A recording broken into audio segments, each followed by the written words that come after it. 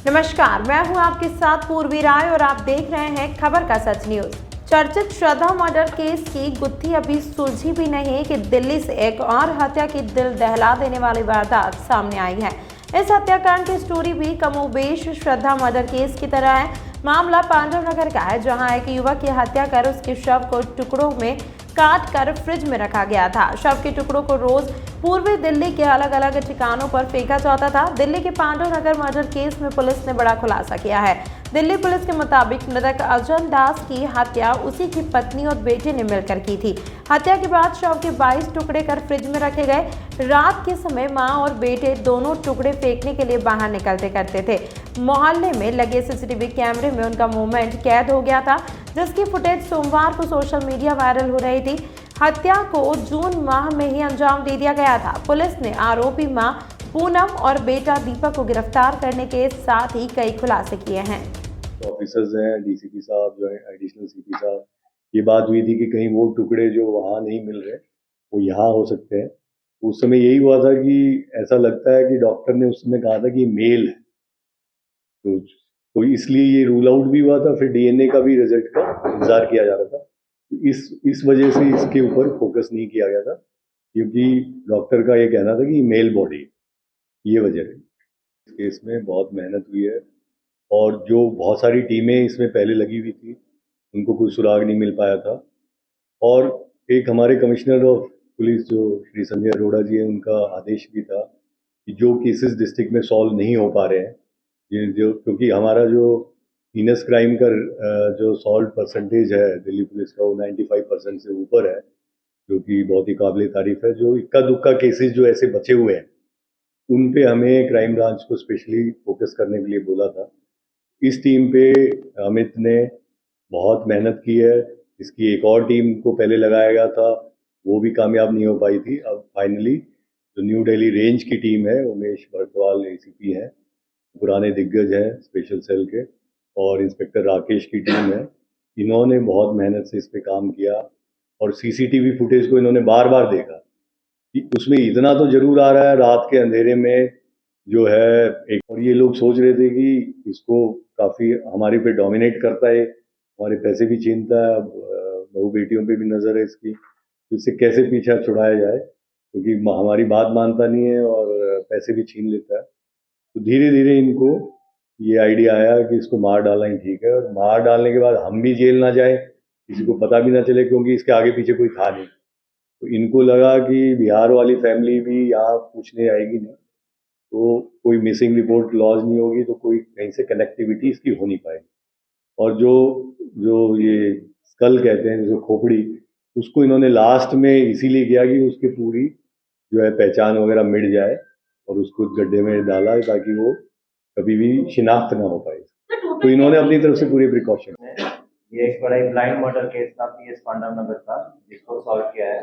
इसमें बेसिकली जो शुरुआत ऐसे हुई थी 5 जून को रामलीला मैदान में ईस्ट डिस्ट्रिक्ट में कुछ बॉडी पार्ट्स मिले थे। उसके बाद लगातार 3 दिन तक, तो शुरू में दो दो पैर, 2 थाई, फिर एक स्कल मिला एक दिन, उसके बाद एक बाजू का हिस्सा मिला। तो 3-4 दिन तक बॉडी पार्ट्स की रिकवरी हुई वहाँ मैदान से, और वहाँ एक 430 नंबर एफआईआर पीएस पांडव नगर में केस दर्ज हुआ। इसमें काफी जद्दोजहद हुई। पहले तो ये बॉडी को आइडेंटिफाई करने की, यूआईडीबी बॉडी थी, उसमें ये आइडेंटिफाई नहीं हो पाई थी। इसी कारण इस केस में कोई ब्रेक थ्रू मिल नहीं रहा था। उसी कारण, क्योंकि काफी वो था, ग्रुसम मर्डर लग रहा था कि बॉडी पार्ट्स हुए हैं, इस कारण हमारी कई टीम उस पर काम कर रही थी। इसमें फाइनली हमारी न्यू दिल्ली रेंज की टीम एसीपी उमेश बर्तवाल और इंस्पेक्टर राकेश के अंदर इनका ब्रेक थ्रू हुआ जब ये बॉडी को आइडेंटिफाई कर पाए। इसमें बेसिकली इन्होंने काफ़ी जगह से उसमें फुटेजेस रिलीज हुई थी, और उसके हिसाब से इन्होंने टेक्निकली एनालिसिस किए और उसके साथ साथ डोर टू डोर वेरिफिकेशन की। तो जब काफ़ी डोर टू डोर वेरिफिकेशन की तो एक बारी कुछ उसमें काम की बात नहीं निकल पाई, बट इन्होंने हिम्मत ना हारते हुए फिर उसको आगे बढ़ाया, और फाइनली ये जीरो इन कर पाए कि जो सस्पेक्टेड डिसीज्ड आदमी है अंजन दास हो सकता है। तो वो अंजन दास का जब फिजिकली इन्होंने और चेक किया तो पता लगा कि ये वहाँ पे 5-6 दिन से मिसिंग है, 5-6 महीने से सॉरी मिसिंग है, और थाने में कोई मिसिंग दर्ज भी नहीं है, जिससे और सस्पिशियस लगा कि इसके घर वालों ने मिसिंग भी नहीं दर्ज कराई है। और जो सस्पेक्ट इसके मर्डर लगे, जो लेडी पूनम थी, वो सस्पेक्ट निकली और उसका फिर इससे रिलेशन भी था, तो उस बेस पे हमने जीरो इन किया वो लेडी पे और फिर उसका बेटा दीपक, क्योंकि फुटेज में दोनों माँ बेटा दिख रहे थे। तो उस बेस पे जब हमने इनको जाके इंटेरोगेट किया, इनको चेक किया, ट्रेस किया, तो इन्होंने कन्फेस किया कि इन्होंने क्राइम किया है और उसी बेस पे ये मर्डर खुला है। तो इसमें जो इनसे अभी हमें एक तो इन्होंने जो कपड़े पहने हुए थे वारदात जब ये फुटेज में दिख रहे थे वो इनसे हमारे को रिकवर हो गए हैं और उसके साथ साथ जो मोबाइल था डिसीज का वो भी रिकवर हो गया है। इसकी इन्होंने बताया कि जो लेडी है ये पूनम, ये इसकी 2017 में इससे शादी हुई थी, 2011 से एक साथ रह रहे थे, 16 में जो इसका हस्बैंड था कल्लू उसकी डेथ हो गई थी, तो उसके बाद इसने 2017 में इसका शादी कर ली। तो जो दीपक लड़का है वो कल्लू का बेटा है और उसके साथ एक बेटी भी थी। दीपक की शादी हो गई थी, फिर वो अलग रहने लग गया था। ये जो आदमी था इसकी शादी गांव में बिहार में भी हो रखी थी, इसके 8 बच्चे थे। तो ये क्या करता था, पूनम के शुरू में जेवरात वगैरह इसने बेच के वहाँ घर में पैसे भेज दिए थे और अभी भी कुछ कमाई का साधन ज्यादा नहीं कर रहा था और वो उसी पे डिपेंडेंट था। तो इनके आपस में झगड़े होते रहते थे, उसी बेस पे इनके झगड़े रहते थे और फिर पूनम को ये था कि ये उसकी बहू और बेटी पे गलत नजर भी रखता है। तो उस बेस पे इसकी और राहुल इसकी दीपक की बात हुई आपस में कि इसको मारने की बात हुई मार्च अप्रैल के आसपास। तो इन्होंने उसी हिसाब से तैयारी रखी।